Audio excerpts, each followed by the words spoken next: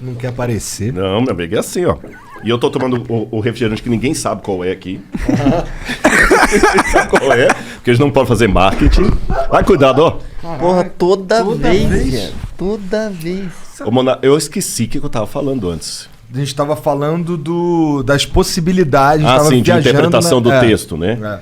É. O que acontece, Monark e Igor? Eu sei que muita gente está questionando até a minha idoneidade acadêmica por algumas declarações que eu fiz aqui. Eu entendo. Agora, eu só vou pedir uma coisa para o pessoal refletir. Tem muitas certezas que são colocadas hoje que não foram provadas empiricamente. Sim. Tá certo? Tem um autor, tô com o nome dele aqui, acho que é Levinsky. Eu tô querendo pegar o primeiro nome dele, que é um cientista, filósofo da ciência. E ele falou assim, por exemplo, 97% do universo é formado por matéria escura e energia escura. Qual a prova absoluta disso? Zero. Mais ou menos, né? Não, é zero mesmo, porque quando eu falo prova absoluta, eu falo assim. Porque, por exemplo, vou até fazer uma pergunta contra mim. Por que eu acredito nisso no texto bíblico e não acredito no terraplanismo? Bom, terraplanismo, o camarada pegou nem tô pegando, tem ciência nem nada, não. O pessoal pegou o foguete, foi lá, tem o satélite. Tem a foto, o satélite tá mostrando que a Terra é redonda. É difícil ignorar isso. É difícil ignorar, pô, caramba. Só se eu criar uma teoria da conspiração aqui, que o pessoal todo mundo da mídia aí eu vou cair numa Matrix. Se eu começar a acreditar em Matrix, eu acho que a turma nova nem sabe, mas a gente quer cringe, né? Cringe. A gente quer cringe, fala de Matrix, o pessoal nem sabe o que é Matrix. Não, Matrix né? tá na moda ainda. Pô, né? O Keanu Reeves tá famosão. Eu e o Igor não posso falar que a gente joga pinball, então quer dizer, pra quem consegue jogar pinball, meu amigo, não sei se o pessoal sabe o que é pinball, mas vamos colocar, a menos que eu agora entre numa de Matrix, que existe realmente toda uma conspiração contra nós, que aqui nesse refrigerante tem uma coisa colocada aqui, a menos que eu entre num espaço desse, eu não tenho como acreditar em terraplanismo. Respeito quem acredita, mas não tem como, é um negócio muito... Agora, quando eu falo de algumas afirmações que são feitas, por exemplo, a data da Terra, mas isso aqui, não tem como. Quando eu pego o método científico, que já vem elaborado desde Francis Bacon e depois Stuart Mill... Aí, por isso que você não gosta desse cara. Hã? É o Francis Bacon. É o Francis Bacon. Eu não posso gostar dele, né? Francis Bacon. Essa foi boa, viu? Desculpa. Foi uma porcaria de piada. Foi uma merda. Foi uma porcaria. Porcaria, entendeu? Porcaria, bacon. Aí foi bom. A boa piada é aquela que você tem que explicar. Tá certo. É igual o padeiro que abriu o forno. E o que os pãezinhos falaram pra ele? Caralho, um padeiro. Não. Assou. Essa foi pior, né? Mas vamos voltar pra Bíblia, que é mais interessante do que esse negócio. Então, o que acontece? Quando eu passo por esses métodos científicos, essas coisas não se verificam. Há evidências, indícios. Por exemplo, como é que sabemos que o universo está em expansão?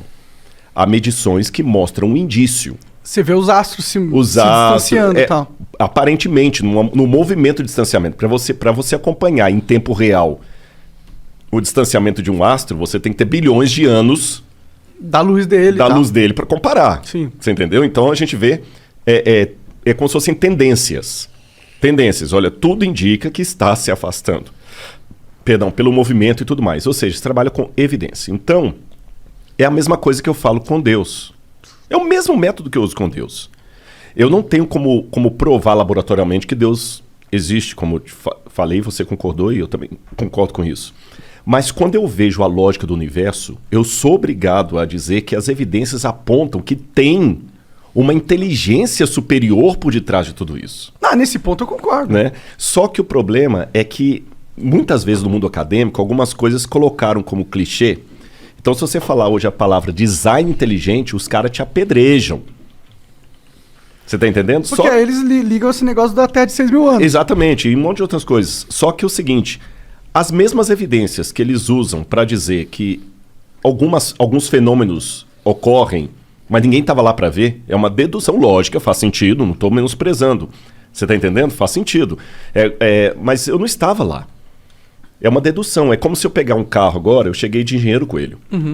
Aí eu estou entrando aqui a velocidade de 30 km por hora. Então você vai, faz uma matemática. O Rodrigo está a 30 km por hora. Eu sei que ele saiu de Engenheiro Coelho e deve ter gastado tantas horas de lá até aqui. Faz sentido, é lógico. Você me mapeou. Qualquer um que mapear a minha velocidade vai ver lá. Só que você não estava comigo o trajeto todo. Você não estava o trajeto todo. Aí você já faz uma inferência. Tudo indica que. Mas a certeza absoluta, só se você tivesse saído comigo de lá até aqui, medindo o horário. Você pode ter uma média da tua velocidade, você não pode saber a que momento o seu carro... Exatamente. Então tem muitas afirmações da ciência que fazem sentido, mas são frutos de uma observação atual que deduz como foi o passado e como será o futuro. Mas não é uma coisa tão empírica como você está vendo esse refrigerante aqui e tem a certeza absoluta que tem refrigerante, que eu estou bebendo refrigerante, e o cara que nega isso é porque tá doidão. Você tá entendendo? Não, aqui tem refrigerante. Sim. Agora, será que ontem eu bebi refrigerante ou não? Então, quer dizer, aí pode até ser. Dá pra eu saber. Eu posso fazer um exame de sangue em você. Mas você não sabe, por exemplo, se eu bebi o refrigerante... É verdade. Eu posso ter uma câmera escondida... Eu posso perguntar pra sua esposa. Mas pra você ter qualquer coisa, você tem que ter um acesso ao passado, a minha esposa, uma câmera, que nós não temos. Mas nós temos. Por exemplo, na geologia mesmo. Quando as pedras elas vão criando camadas, elas vão esmagando as outras, e você consegue saber de que dia cada pedra se formou e olhar... Então, as camadas. Lembra que eu falei de efeito ordinário e extraordinário? Mais ou menos. Efeito ordinário é você tá passando a porta aqui, o prédio colapsou. Mas é que as camadas, tipo, a forma com que elas se formam só poderiam ter acontecido em certas situações. E você tem, tipo, várias camadas. É a mesma coisa aquilo que você falou da idade do bronze. Exato. Tipo, eles sabem que... Vou dar uma Eles sugestão. sabem qual que é a idade da pedra. Eu vou dar uma sugestão para você e pra galera em casa. Dá uma googada aí e pesquisem a geologia do vulcão Santa Helena. O vulcão Santa Helena, depois que teve a erupção, ele formou camadas e situações ali, inclusive de filete de carbono e tudo mais, que no método convencional demoraria milhões de anos para se formarem. E foi presenciado. Isso assustou os geólogos. Se eles vissem só a formação do Santa Helena, eles iam dizer que aquilo ali precisou de milhões de anos para se formar. Só que todo mundo sabia que não, porque o Santa Helena entrou em erupção, filmaram, viram, foi um evento histórico. O pós-Santa Helena gerou coisas na geologia que antes do Santa Helena todo mundo dizia que precisariam de milhões de anos. Sim. Bom, se o argumento é a ciência está errada agora, você está certo. No sentido que a imagem que a gente tem hoje, a humanidade, nosso nível de evolução científico, ela dá uma imagem completa do que é a realidade e de como ela funciona. Então, claro, a gente tem muitas suposições na ciência que vão se provar falsas no futuro. Exatamente. Isso aí é incontestável. Bom, pode falar. E não tem essa uniformidade. Quer ver um exemplo? Isso aqui eu fico meio pé da vida com o discurso evolucionista. É que passa-se a entender para as pessoas que está tudo muito bem arrumadinho. Eu comecei a dar o exemplo da Luzia, vou falar da Lucy e de um outro caso que aconteceu, se eu não me engano, foi em 1930. Quando você vai ao Museu de História Natural de Nova York, eu não sei, já tem muitos anos que eu não fui lá, mas a última vez que eu fui ao Museu de História Natural de Nova York, tem um busto na entrada de um doutor paleontólogo chamado Henry Fairfield Osborn. O doutor Osborn foi um dos maiores paleontólogos da América. E você tem um grande problema na evolução, que é o elo perdido. É o elo perdido. Você tem, é o momento que saiu da água e... Exatamente. Que você tem aqui, por exemplo, o Australopithecus e você tem o Homo sapiens. Na verdade, nem é isso que você está falando, não. O elo perdido é... Qual foi o primeiro Homo sapiens? Entendi. Tá. Na verdade, não é isso que ele está falando também. Caralho! Não, é o seguinte, é que então, na evolução, aí, o pessoal coloca lá bonitinho, eu não sei se as garrafinhas eles estão mostrando aqui na câmera. Tá, né? Tá. Você vê naqueles livros de história lá, de biologia, tá lá, né? Vai o homem primitivozinho e tudo e tal. Já começa um furo aquilo ali, porque, por exemplo, coloca um homem aqui, depois o outro na frente, e o outro assim e o outro assim, tá bom? Passa-se a impressão que um foi transformando no outro. Eu já tenho um furo aí. Cadê a mulher? Como assim? Vai. Se é de um homem transformando no outro, É, tem porque- a espécie feminina. Cadê a tem espécie feminina? Não mas, tem. Mas tem. Não. Tem Pode sim. olhar, na maioria dos livros só traz assim, vai do outro. Ah, mas é porque a gente vive numa sociedade que o homem meio que domina, então É. eles colocam e preferem exemplificar com um homem. Mas as mulheres também passaram, elas estavam lá no mesmo processo, pô. Agora vamos colocar pra você funcionar. Porque quando você coloca mulher, tem um problema aí. Qual que é o Você problema? tem que coincidir que esse camarada consiga uma fêmea que ele seja geneticamente, biologicamente par, que dá a liga, tá certo? E essa fêmea que dá liga, ela tem que se deixar acasalar com ele para gerar descendente fértil, tá bom? Só que essa fêmea, ela também tem que ter uma outra coincidência de um outro par que gerou aquela fêmea. E esse camarada também tem que ter um outro Não par. necessariamente, na verdade. Porque a gente, por exemplo, tinha os... qual que é o nome deles? Neandertal? Os Neandertais, exato. Eles eram outra subespécie dentro da genética, mas a gente era plenamente capaz de reproduzir com eles. A evolução... a gente pode ter tido, por exemplo, uma pessoa, ou um casal, que teve um filho, que teve um genes diferente, que deu, ó, sei lá, a capacidade de pensar, vamos supor que foi fácil assim, rápido assim, eu não acho que foi um processo mais demorado, mas esse genes na pessoa é dominante, quando ela encontrou um parceiro, esse genes foi passado pro parceiro, entendeu? Através do filho. E aí, como o genes é dominante, ele vai sempre passando pra prole. E aí esse filho, os dois filhos pegam e fazem sexo com outros de uma espécie que era um pouco diferente, mas eles têm essa capacidade de produzir, e aí esse código genético dele pega e domina, e aí os filhos deles sempre vão ter. E aí, assim, você tem uma mudança... Concordo em gênero, parada. número e grau. Mas isso aí só funciona em duas situações. Em primeiro lugar, não tem nenhuma prova que Neandertal coabitou com outra raça que sobreviveu. Aliás, o Neandertal já entrou e já saiu da linhagem humana, da ancestralidade humana, várias vezes.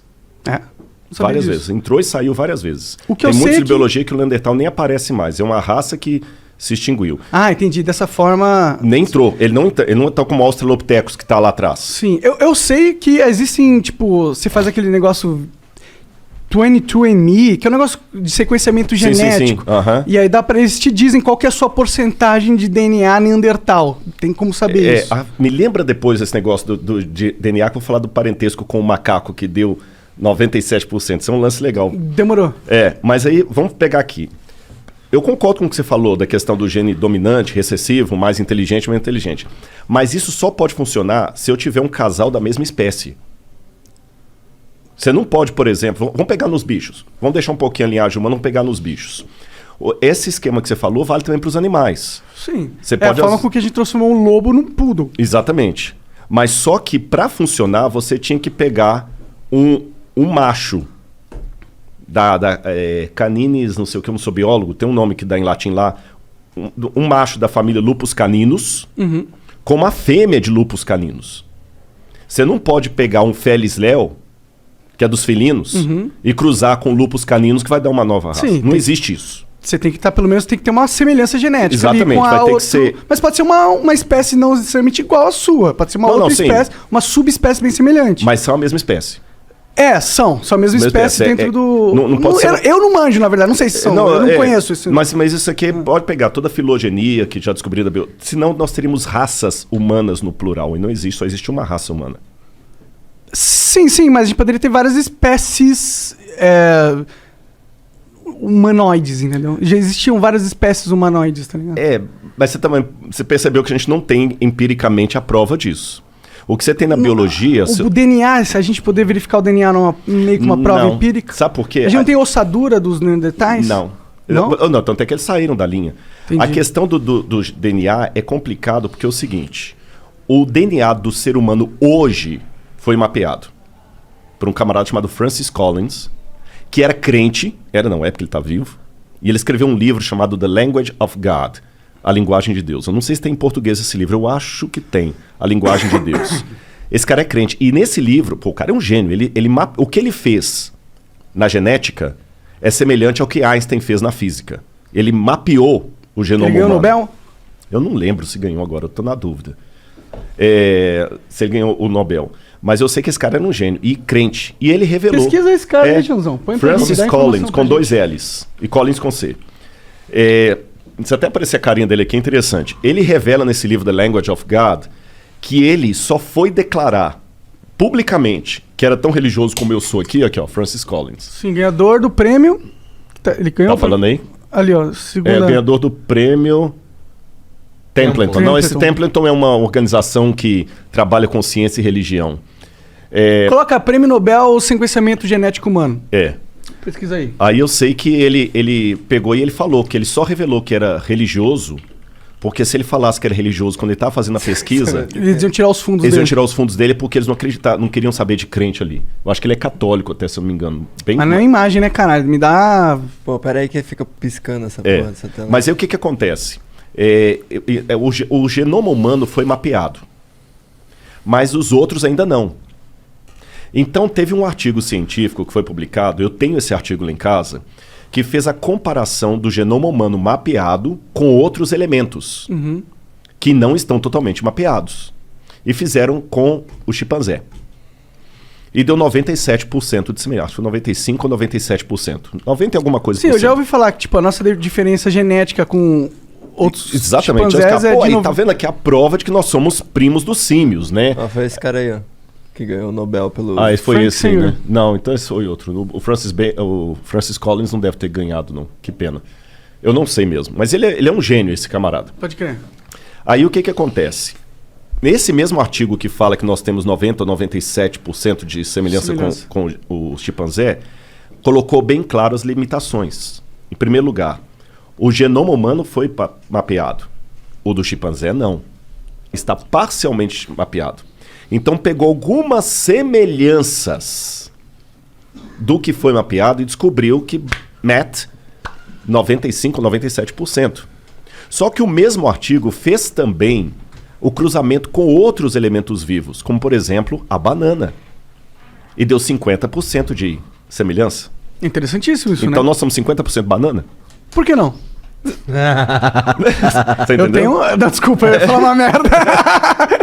Você tá entendendo? Não, mas eu acho que faz sentido a gente ser 50% banana. Porque se a gente evoluiu todo mundo do mesmo organismo, lá no comecinho da vida, a gente evoluiu todo mundo era uma mesma célula. E a gente divide essa genética na evolução, faz sentido que a gente seja 50% banana. Eu posso dar uma outra explicação tão lógica quanto? Claro. O que você falou pode ser. Sim. Mas trabalhando com a hipótese que a gente não estava lá, lembra um passado que não tem como voltar, não tem como perguntar à minha esposa. Eu posso falar que isso aqui é apenas a digital de Deus. Deixa eu explicar melhor. Quem é entendido de arte, ele não precisa ver a assinatura para saber quem é o pintor. Olha, isso aqui é um Monet. Isso aqui é um Monet. Tranquilo que isso aqui é um Monet. Porque os traços, o jeito é um Monet. O Monet que pinta assim. E ele até sabe dizer se o quadro é falso. Não, o Monet não faz esses tipos de tinta aqui. Então, por que eu não posso dizer que isso indica também uma mesma projeção por detrás de tudo?